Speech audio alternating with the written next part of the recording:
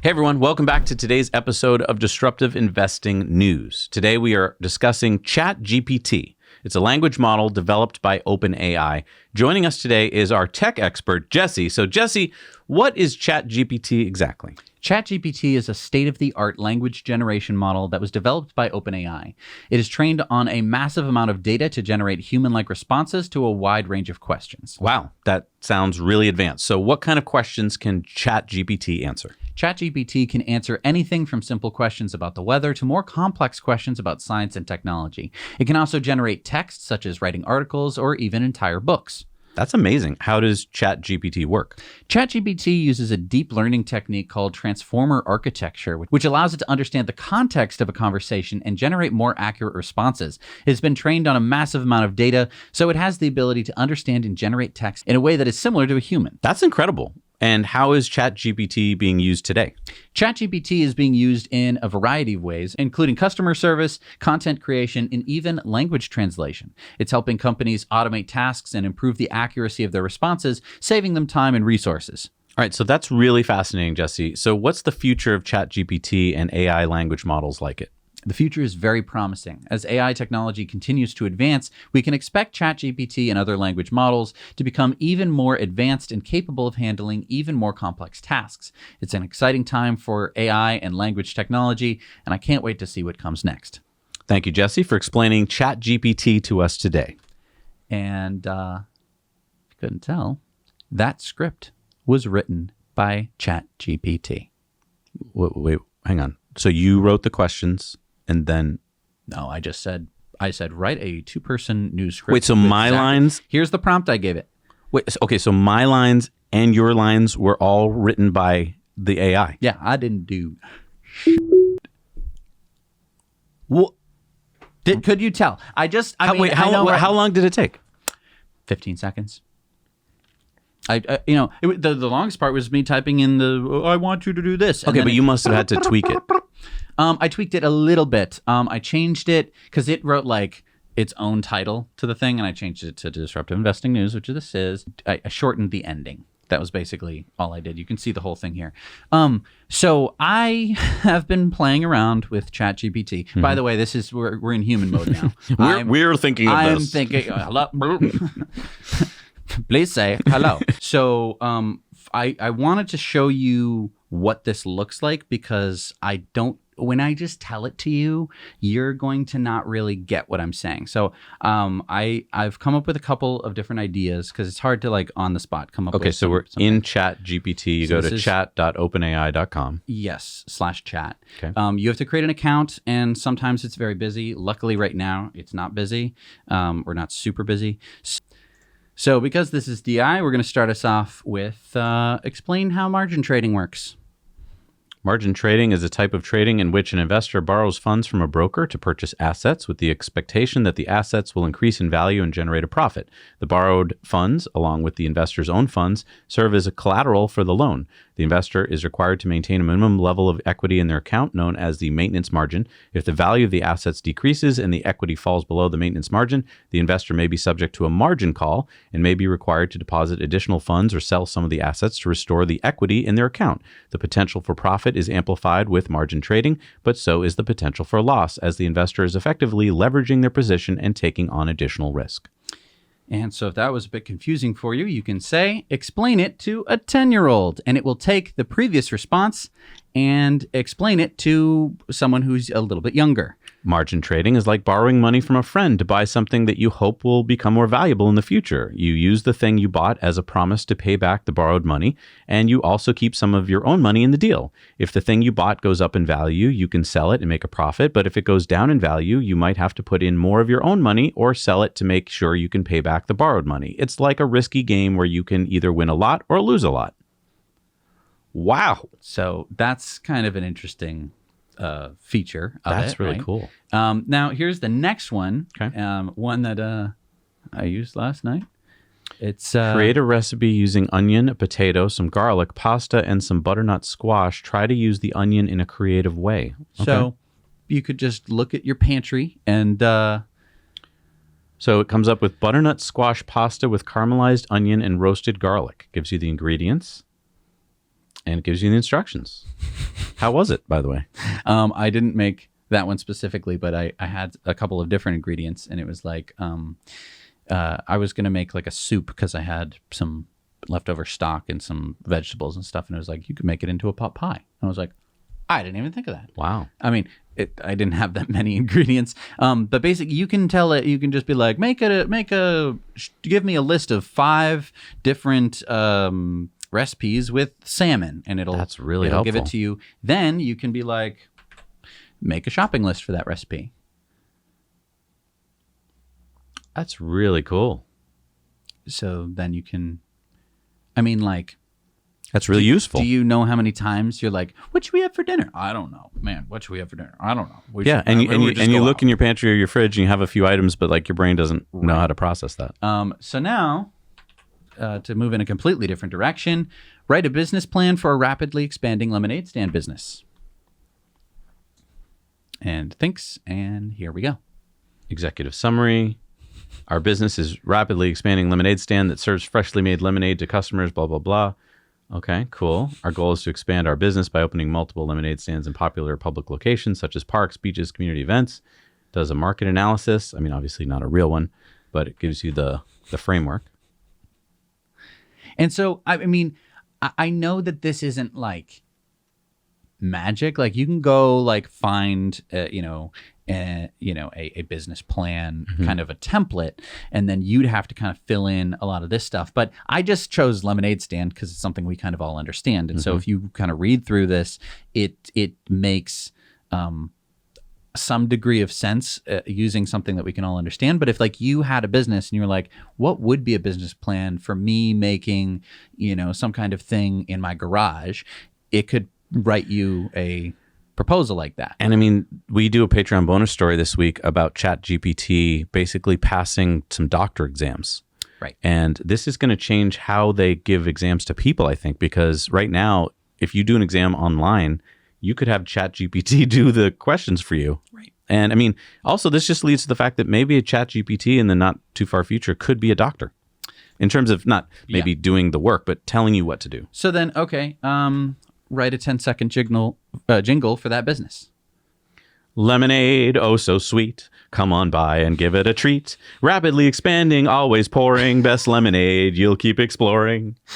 I could tell it, try again. And it will. Sip, smile, repeat. Lemonade that can't be beat. Refreshing, delicious, oh so fun. Our lemonade stand is second to none. Wow. Okay. So that one's kind of that.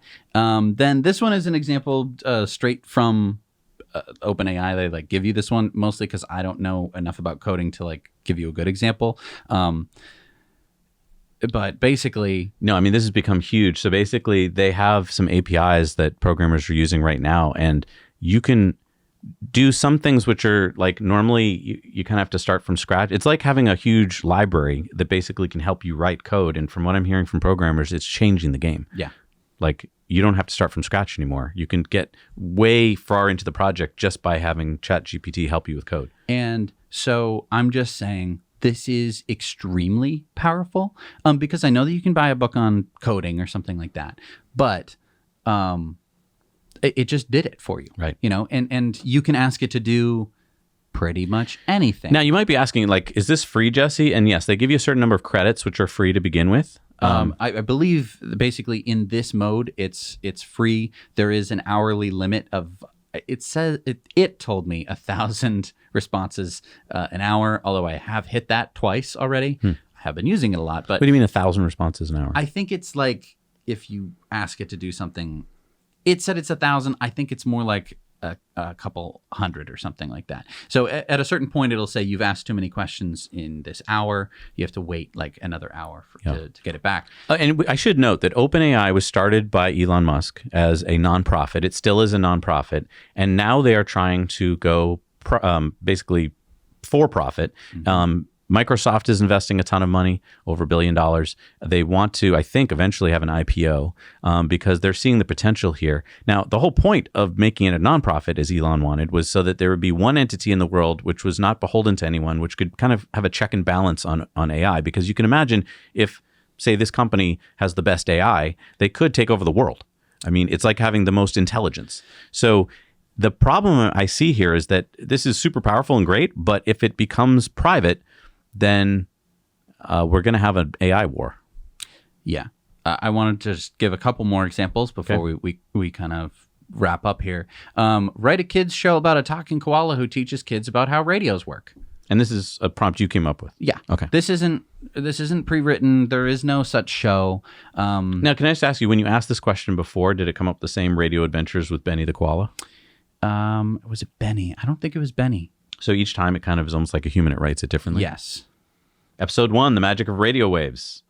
Benny is playing in the park when he hears a strange sound coming from a nearby tree. It's a radio. Wow, this is incredible. Making a radio. Episode 2, Making a Radio. You know, and it's like... So again, you can see how this could put some writers out of work. Right. Or at least make the writers have a new job, which is called writing prompts for ChatGPT. Right. Because... And you might be saying, well, like, that's not the script for it. And so, okay, you're like, okay, well, that's just an idea. It's kind of being a little bit creative. But like, so tune in, turn up the volume and join the fun with Radio Adventures with Benny the Koala. Now I can say like, write a script for episode 3. I don't have to write the name of the episode. That's so nice. It's just, so it remembers what it is. Benny is playing in the park when he overhears a couple talking about how a radio helps save someone's life. Benny is curious. Scene 2. Benny at the rescue center. And basically, if you didn't, and there's actually back and forth between dialogue. Wow. And hey there, Benny. We're so glad you're interested in learning about how radios help us with our rescue missions. Right. Wow. And if you wanted to, you can just tell it to change it. You can be like, rewrite it, but have Benny talk to an ambulance driver. Have Benny talk to a wildlife person, and it will change the script, and it will intelligently do so. So again, being a writer may in the future be more like being a director of writers. Right. Wow. I have one last example that we're going to do.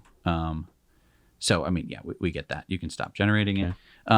Make a convincing argument to my friend for why he should watch Game of Thrones without spoiling the plot. Wow. That's kind of tricky, right? You're like, oh, the red, I shouldn't say that. You know. Number 1, epic storytelling. Immersive world building. Now, where is it getting the answers?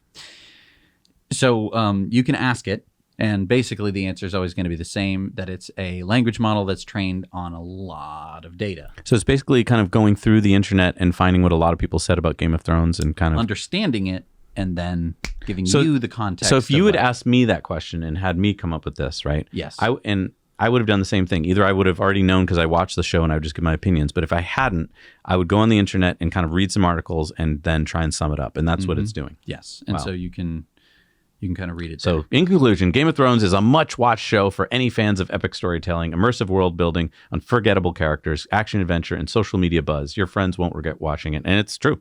Right. So I want to seriously recommend that you try out ChatGPT.